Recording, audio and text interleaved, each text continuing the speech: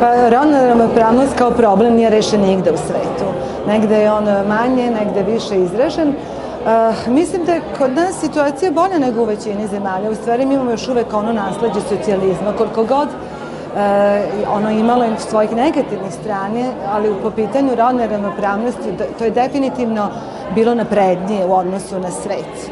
Nismo mnogo napredovali od tog vremena, čak mislim da u današnjem trenutku su neke stvari gore nego što su bile u tom vremenu koje je iza nas i koje je ipak ženi davalo pravo, možda ne uvek realno, mislim u praktičnom smislu, možda negde deklarativno, ali bilo je više šansi u tom smislu. Recite, recimo, žene koje menjaju društvo. Koje su karakteristike žene koje menjaju društvo i koje možda nekako da ste vi nominovali za ženu koje menjaju društvo? Pa žene koje menjaju društvo, u stvari ima jako mnogo žena koje menjaju društvo da se to ne vidi. Da one nisu tako istaknute ličnosti, da nisu javne ličnosti. Ona mora pre svega da bude hrabra. Poželjno je i dobro je da bude obrazovana, zato što će tu svoju hrabrost usmeriti na efikasniji način.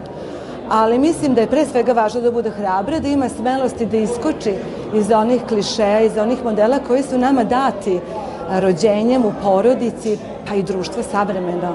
U stvari, iako deklarativno se zalaže za ravnopravnost, neguje te modele. Prosto mislim da je to, a ne bih imenovala neku ženu imenom i prezimenom, više verujem u ove brojnije žene koje nisu tako vidljive, a hrabre su i u svom životu i u svom okruženju čine neke promene koje sigurno mogu da doprinesu što nas bude više da se zaista i desi u društvu.